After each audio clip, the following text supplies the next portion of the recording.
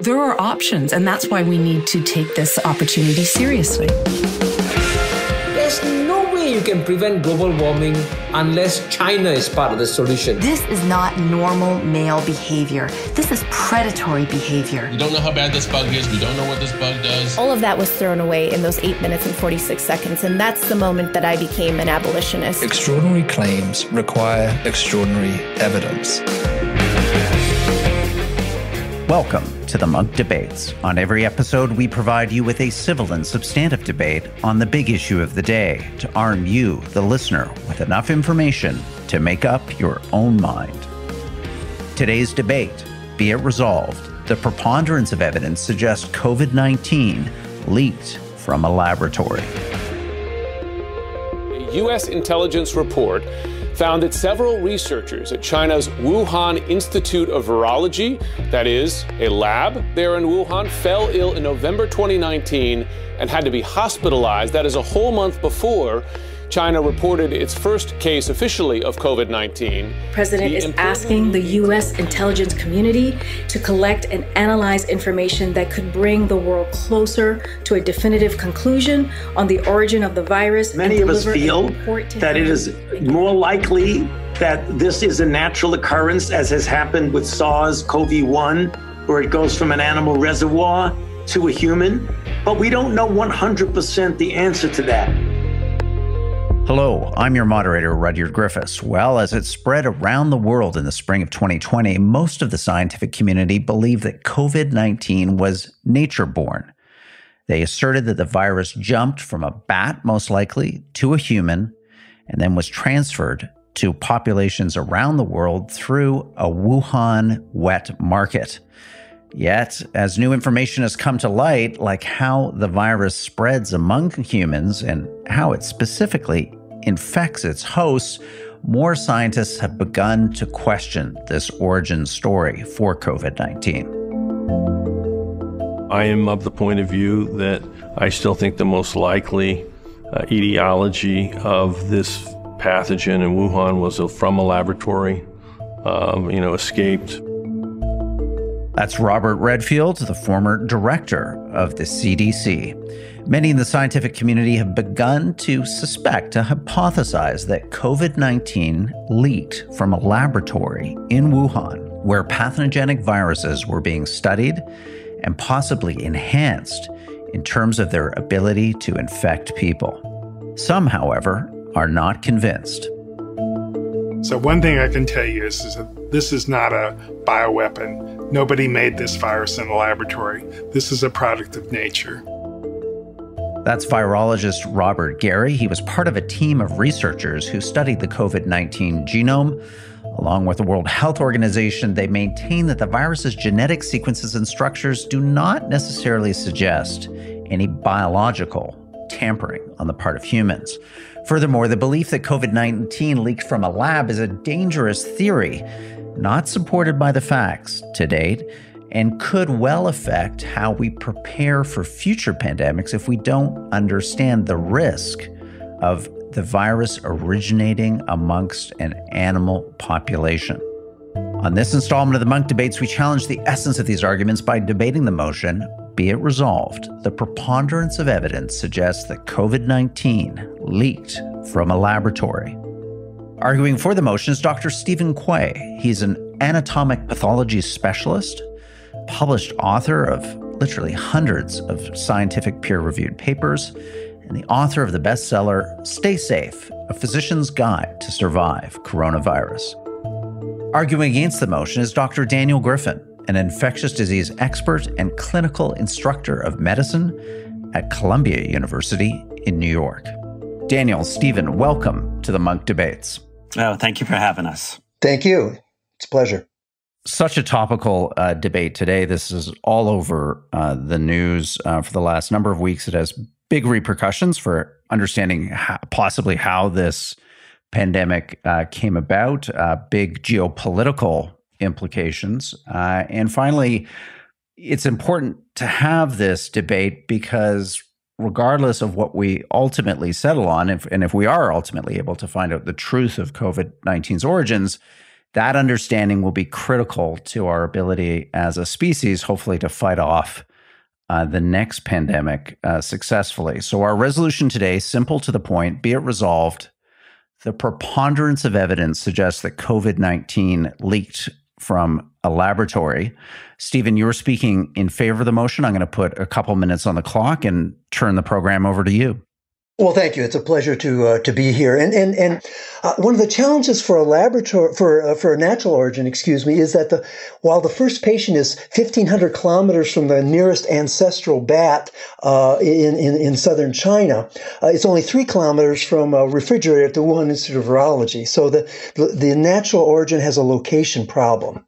There are 6 facts that are not in dispute that I think support a lab origin. Fact 1 is that COVID wasn't smoldering in the community before the pandemic began, as was observed with previous coronavirus epidemics. So the WHO report on page 25 says that a total of 9,520 stored samples from patients with influenza-like diseases were looked for, SARS-CoV-2 was looked for in those specimens. They were all negative. Previously with SARS and with MERS, the community seroconversion was 1 to 4%. So that's literally a 1 in a million chance that this was a community infection without any seroconversion.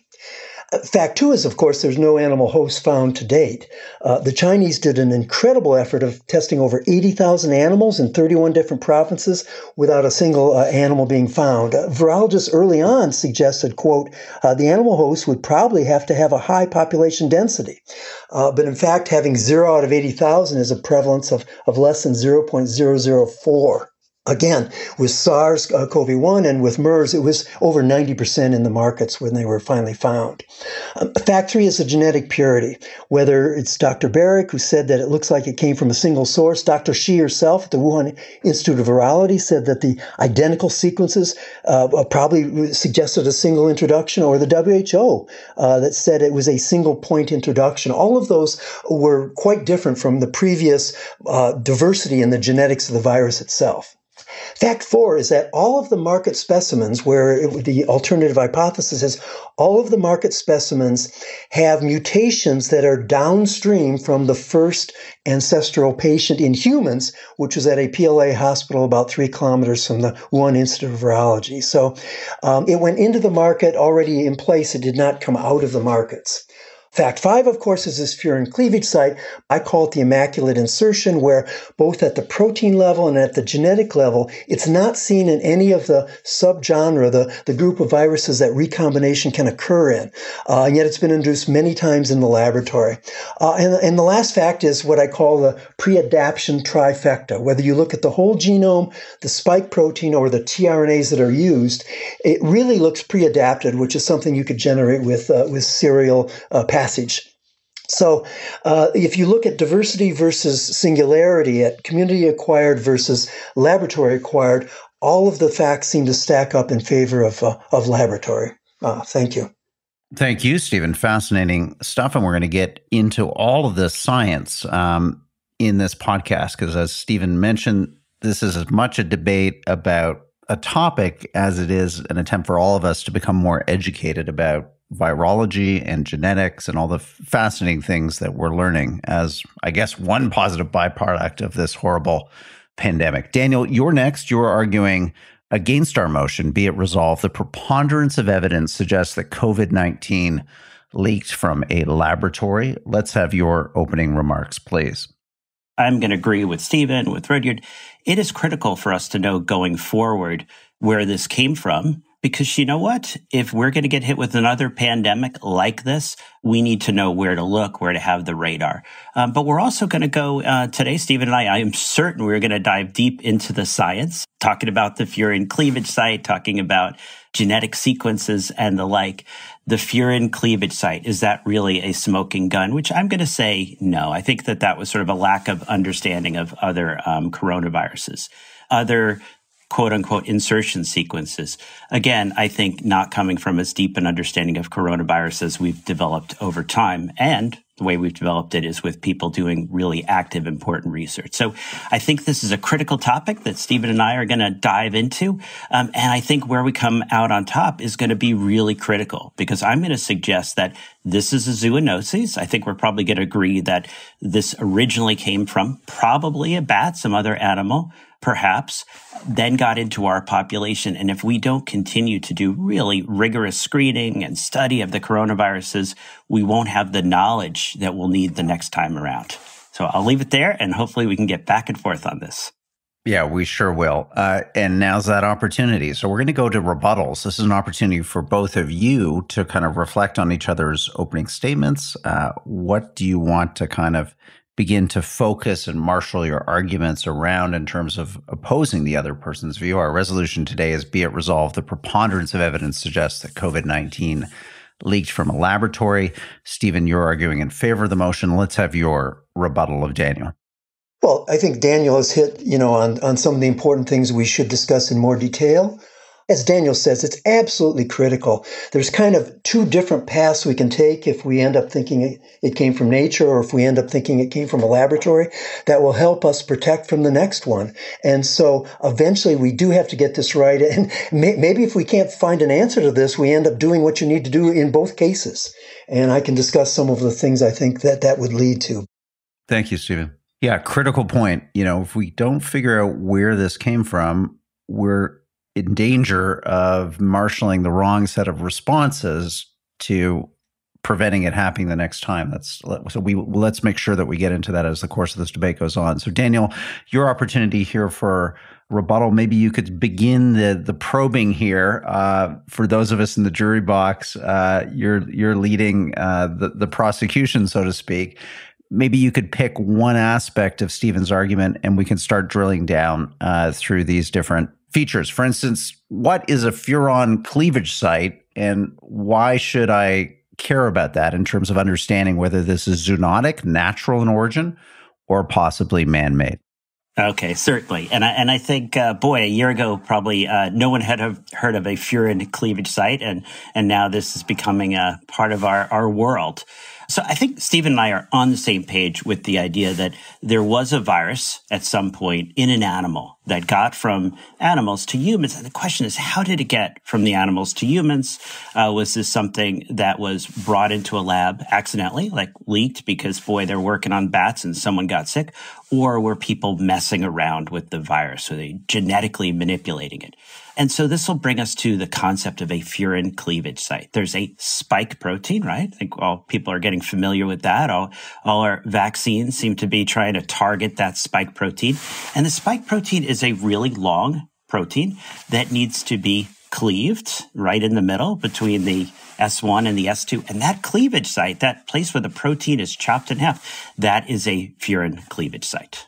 And the big question is, was that put there by man or was that put there by nature? Okay, well, let's go back to Stephen and say, what is the argument that you're marshaling here to say that you believe there's a preponderance of evidence to suggest that it was man-made, that in effect, maybe even beyond the Furon cleavage site, what is it about this virus that you believe, signifies these telltales of human engineering, not evolution, not natural selection, leading to this incredible infectiousness and spread that has been remarkable over the last 14 months? Yeah, well, so we do have to get down into the details a little bit. So the beta coronavirus is called the genus level, and then the subgenus level is where recombination occurs. So there's 5 different subtypes of beta coronaviruses. SARS-CoV-2 is in one, and for example, MERS is in another, and et cetera. So there's some conflicting evidence, but I think that for me, the preponderance of the evidence is that you don't see recombination across subgenuses. And that's probably an important fact for coming down on the side of the laboratory, because I think there's pretty much agreement that what's called the sarbecoviruses, which is the subgenus that CoV-2 is in, doesn't have any Furon cleavage sites. So You can't acquire something by recombination that doesn't exist in another virus. Okay, Stephen, just for me, the layperson, recombination, what's that? Is that the process through which these viruses evolve? It's the bat's nightmare, because all of these, I agree with Daniel, all these come from bats. So it's one bat that has two different viruses inside them at the very same time. And the viruses, because of the way they reproduce themselves, they start swapping information. So it's extremely effective in causing natural selection and allowing these viruses to be, to spread broadly into different species, et cetera, et cetera. So, but it requires that, for example, there's a bat in a neighboring subgenus that has a furin cleavage site, but that virus doesn't infect the same bats that SARS-CoV-2 infected, we think. They're different bat species. So you have to come up with another level of complexity that I just don't see a high probability of. Well, let's have Daniel come back on that. So there's an idea that there's these subgenuses. The one that CoV-SARS-2 emerges from doesn't have, if I'm getting this right, doesn't come with a furon cleavage site. This one did. So the hypothesis is that someone grafted that furon cleavage site onto the subgenus to create artificially what we know as the virus.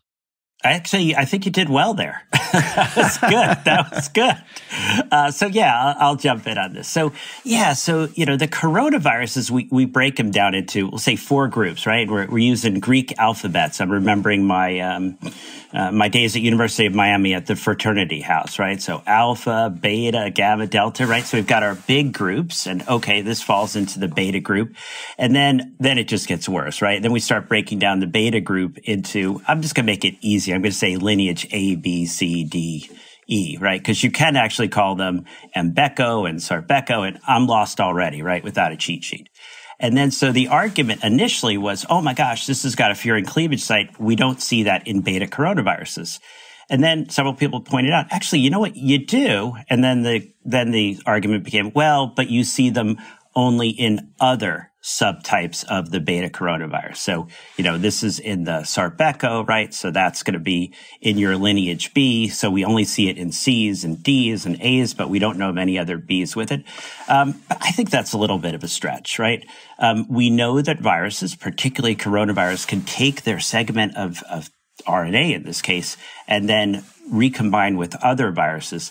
And so it's not a big leap for me to say that we may only know a few of the Sarbeco beta coronaviruses, but we see furin cleavage sites throughout the beta coronavirus different subgroups. And so I think that's the quote unquote, what's the original smoking gun was, oh my gosh, what is this furin cleavage site? It doesn't seem to me a big leap to say like, well, we just don't know of another one in that group. This couldn't have possibly come from one of the other closely related viruses. Hi, Munk podcast listeners. Rudyard Griffiths here, your host and moderator. A big thank you to all of our listeners. We've achieved an important milestone. 1 million downloads in 18 short months since we started the Munk Debates podcast. That's a testament to you, our listeners' appetite for civil and substantive debate on the big issues of the day. Please write a review about the Munk Debates podcast in your podcast store. Like us on social media. Spread the word about civil and substantive debate via this pod. Thanks again for all your support and for helping us achieve this important milestone, 1 million downloads in 18 months. Now, back to our program.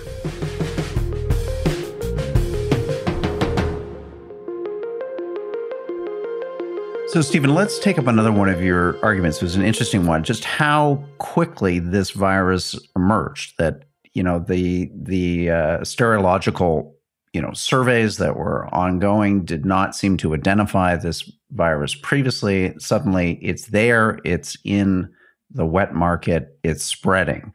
Why do you think that is really a key telltale in your view that this did come from a lab? And can you explain that a bit more for us? Yeah, absolutely. So one of the key take-homes that people should have around a natural zoonosis is When they jump to humans, they sort of do it in two phases. They jump to humans, successfully infect a human. The human gets an immunologic response, makes antibodies, et cetera, and then it burns out because they don't quite have the necessary mutations to support human-to-human transfer. So, for example, SARS-CoV-1 had only 17% of the amino acid of the nucleotide changes necessary to support human-to-human transfer. It happened, approximately a year later. And in fact, the Chinese virology experts were arguing. Everyone was arguing about whether there was human-to-human transfer from the beginning. Not being a steep virologist, I said, well, guys, the data really looks like human-to-human transfer, because I didn't realize that the dogma or the book learning around virology is this two-step process where first you do see it in humans, and then you're dealing with individual infections, and then the thing gets enough mutations to do human-to-human transfer. So seeing that human-to-human transfer from the beginning actually is also pretty unusual for both MERS and for SARS. To this day, MERS has not really gotten good at supporting, thank goodness, because it's a 30% lethal virus, has not gotten good at supporting human-to-human transfer. It's still episodic, one camel, one human, one infection, and then it stops. So, Daniel, come back on that. The fact that, we haven't been able to find an animal host for this virus, the extent to which it doesn't seem that it was widely circulating prior to it becoming, the lethal version of COVID-19 that we unfortunately know all too well. Does that cause any pause for concern on your part? I have to say, Stephen makes an excellent point, and I think a frightening point here. There's a lot of dogma to virology that is being overturned, reevaluated as we go into this.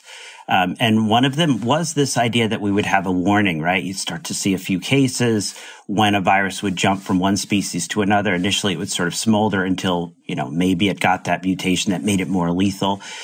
What we saw here was a pretty explosive outbreak, right? From the first, say the first few cases we saw in New York City, right here. Before we knew it, we had thousands, tens of thousands dying a day. When this got into the human population, it really took off like wildfire. And the interesting thing I'll say about this is that we go back to that Wuhan wet market, and we realize that was a spreading event. That wasn't the tip of the iceberg. This had been in the population. We're now thinking as early as October. It may have actually been over and starting to smolder away before it took off in Europe, right when we were hearing about the Wuhan seafood market. Mm-hmm. Stephen, gain of function research. This is a phrase that we've heard a lot the last few weeks. Explain to us what that is, and again, why you think that the Wuhan virology lab is a likely candidate for this type of research to take place, and how, in turn, you think that creates a kind of chain of causality, which increases the likelihood, the probability that this virus, in fact, leaked from a laboratory. Yeah, well, I mean, there are legal definitions of gain of function, inside of regulations at NIH and that sort of thing. But I think the best way to think about it is to imagine a scientist who wants to change some aspect of a virus, and that aspect can either be its transmissibility or its infectivity, how small a number of viruses you need to infect a particular animal, or maybe what the host is by jumping from one host to another. So any of those experiments can fall under the gain of function. I mean, I think one of the challenges, if we go forward on doing something and regulating this, is really getting that definition right, because you can stop a lot of very valuable research if you define the gain of function too strictly. So I think we should be very cautious. I think the best way to remember, think about it as gain of function is a laboratory person taking a virus and changing it in a way that makes it more effective. Mm-hmm. Daniel, you hypothesized early on that we may never know the origins. We may have to do two things at once. Assume that we need a better surveillance system of possible host species, but also similarly, we may really have to think about the security of these laboratories because they are all over the world, and let's face it, there are different standards in different countries in terms of their ability to achieve complete safety and security. So why, Daniel, are you quite confident that the Wuhan lab wasn't let's say, lax in its protective measures. That, there are allegations here that it may have been a site where the People's Republic Army of China was conducting military research. I guess as a layperson, I just wonder, am I right to be worried about these labs generally? I mean, maybe it didn't happen this time, but who's to say it won't happen in the future? There's two aspects of when people say, it leaked from a lab, right? So one is the idea that, they're gathering all these animals and they're draining blood from them. They're doing whatever studies they're doing. They're sequencing virus. And the other side is they were messing around. They were trying to take a virus, seeing if they could, make it a little bit more, potent, get into certain cells, give it that gain of function that Stephen was mentioning. One of the things that I have to say is that, we sort of, even before we learned as much as we learned from this pandemic, is this was taken seriously. The amount of training that these people go through, and there's a cross-pollination. A lot of these scientists are coming to the U.S., seeing our safety practices. A lot of our scientists are going there, seeing their safety practices. I think this is something we're going to have to continue to do. I mean, all the knowledge that allowed us to have these tremendous vaccines came from brilliant people studying these viruses, going out. But I think all the safety precautions they've been following, this is something you got to continue to do.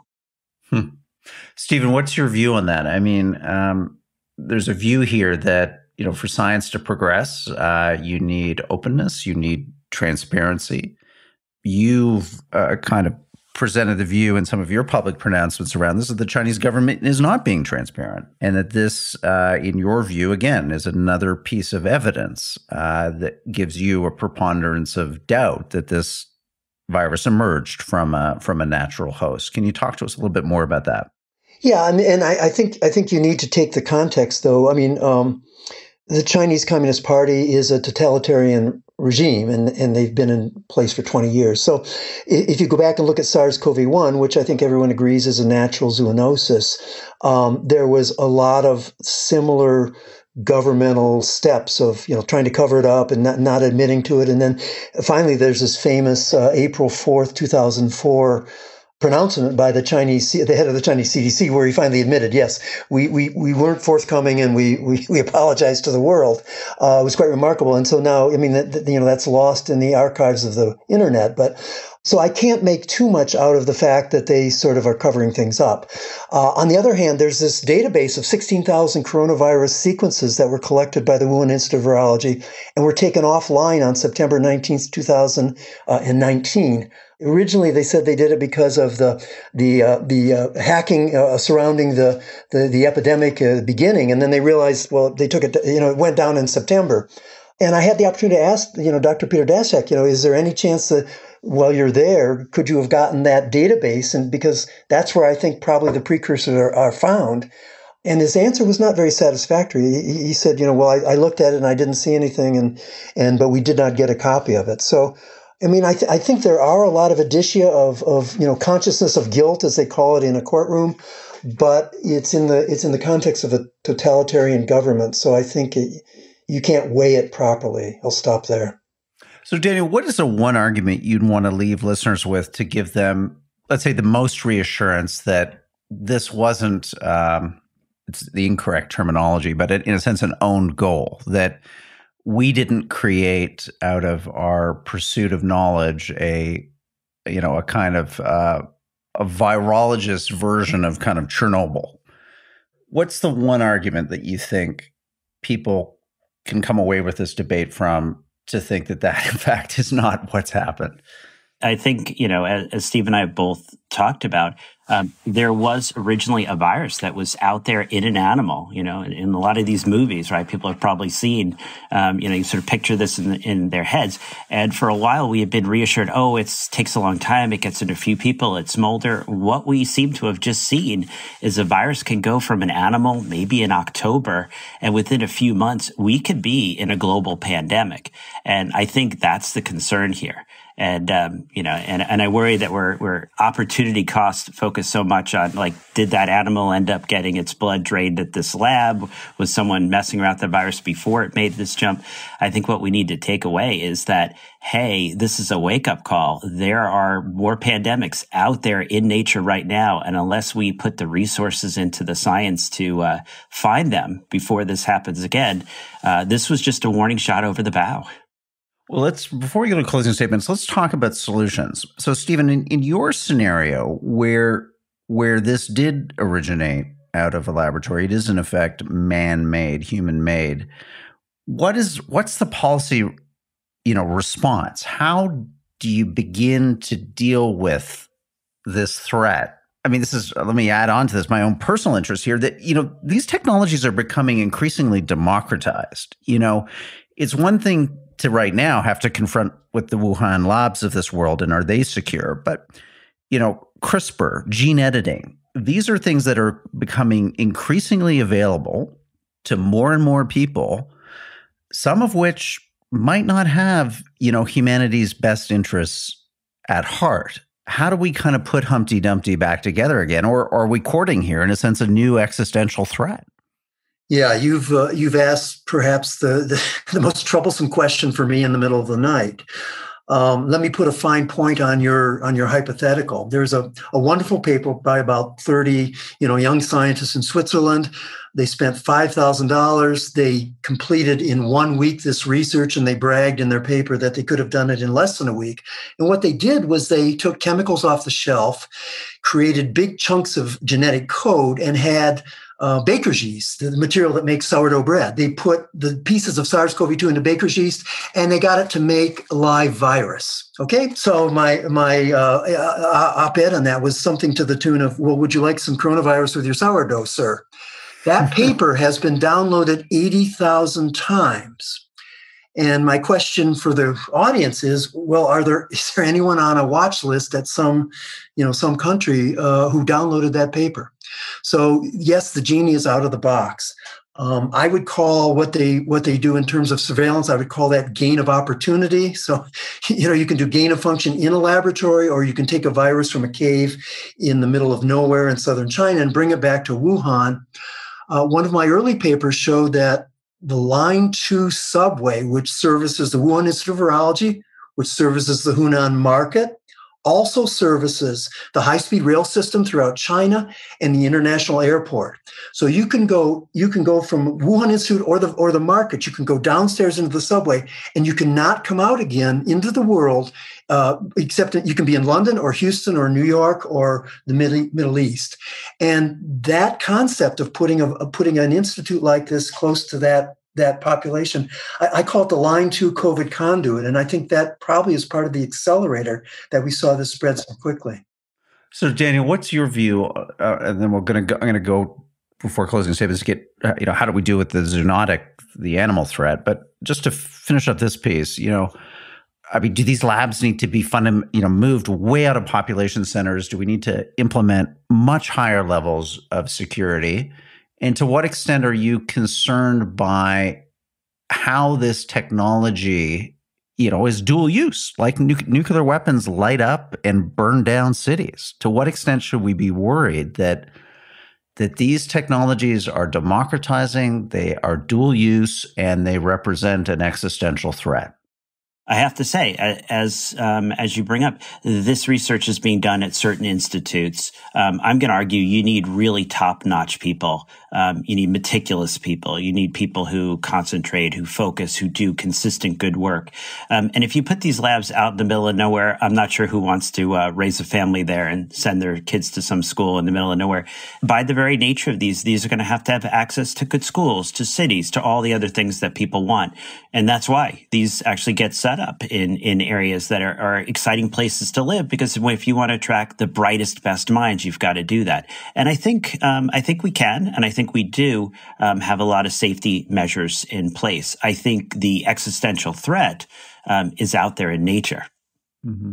Well, let's go there before we go to those closing arguments. And Daniel, have you talk about that first? What if it did emerge from a bat? And again, bats are, fascinating in that they have these kind of suppressed immune systems that allow all these different viruses to combine on them and interact with each other. And alarming ways, to say the least. So, surveillance, I guess, is one thing. Do we need to surveil these animal populations more seriously? What else can we do to begin to take a kind of defensive, preventative approach to this threat if it did emerge zoonotically?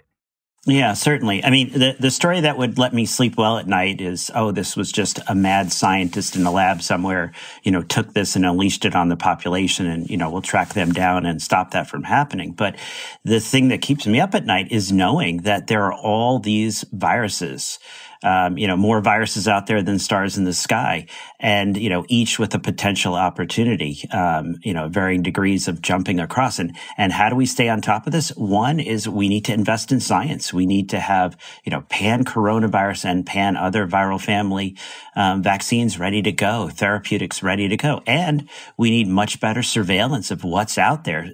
So we know what's out there. If it jumps into the human population, we know as soon as that happens, so we can respond much more quickly.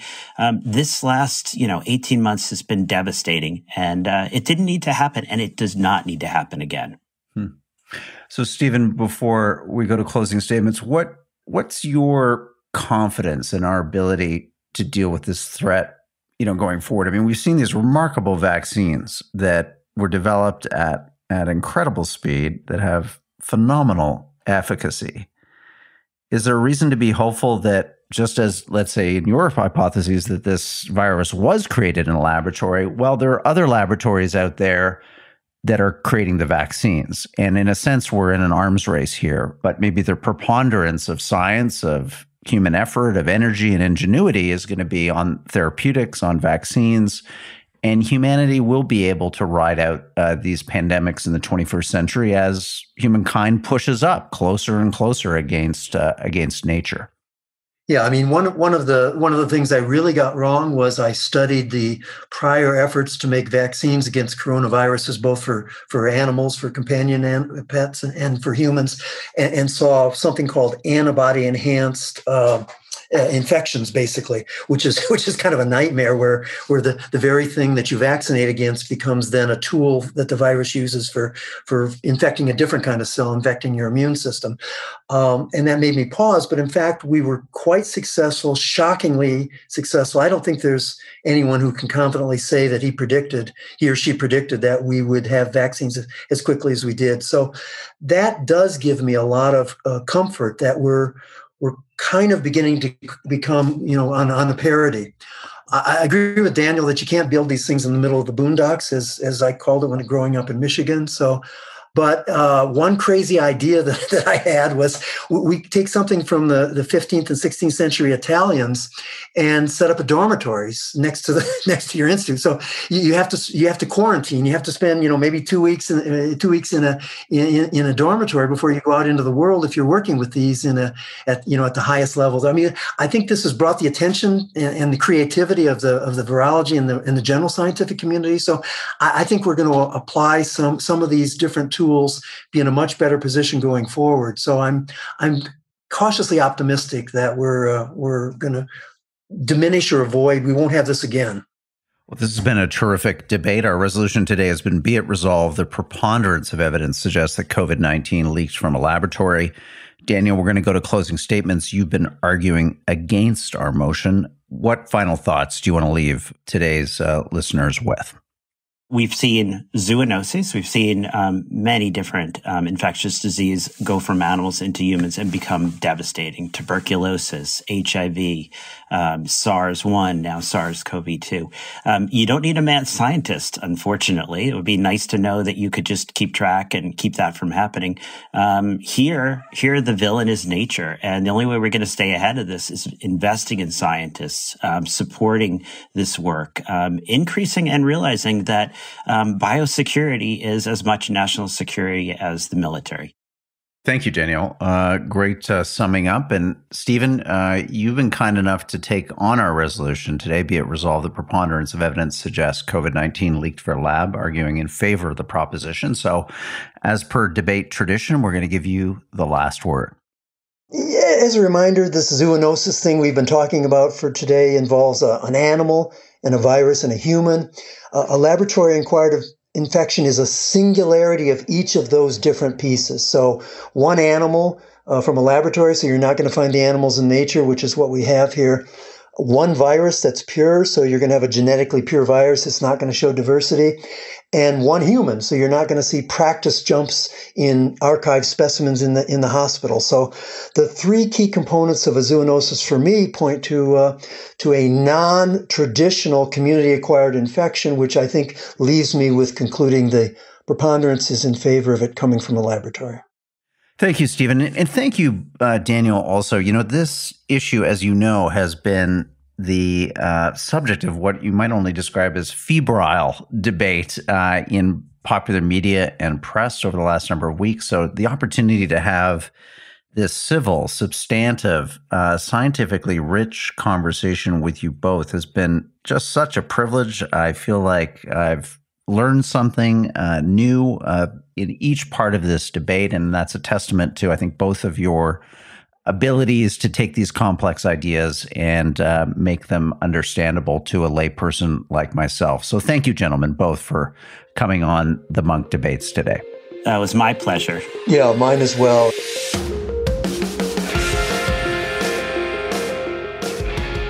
Well, that wraps up today's debate. I want to thank our participants, Stephen and Daniel, for a terrific discussion. They certainly gave me a lot to think about. I hope they did the same for you. If you have feedback or reflections on what you've just heard, please send us an email to podcast@munkdebates.com. That's M-U-N-K, debates with an S.com. Here's a new note from a listener, Robert, with a topic suggestion. Hi, Rudyard. I'm a new listener and am enjoying your podcast. Might I suggest a topic? Please discuss the current issue here in Canada of how we treat our history. Do we raise residential schools in response to past wrongs, or do we leave them standing as a reminder of the wrongdoings of a bygone era? Do we tear down statues of renowned Canadians celebrating our past to acknowledge injustices today, or do we leave them standing, again, as reminders of that past and the need not to repeat it? Thanks, Robert. Interesting suggestion. We are actually working on just such a debate. It's a conversation taking place not just here in Canada, but across much of the Western world. Stay tuned for that podcast. And a reminder of our Munk Members Only podcast, which comes out every Friday. It's yours to listen free anytime as a perk of our basic membership, which is also free. You can access all of that at munkdebates.com/membership. Again, that URL, munkdebates.com/membership. The Munk Debates podcast is that special place for civil and substantive debate on the big issues of the day. Thank you for lending your voice and your ears to our community. Over 1 million downloads of this podcast and counting. We'll catch you at the next debate. I'm your host and moderator, Rudyard Griffiths. The Munk Debates are produced by Antica Productions and supported by the Munk Foundation. Rudyard Griffiths and Ricky Gurwitz are the producers. Api Raheja is the associate producer. The Munk Debate podcast is mixed by Kieran Lynch. The president of Antica Productions is Stuart Cox. Be sure to download and subscribe wherever you get your podcasts. And if you like us, feel free to give us a 5-star rating. Thank you again for listening.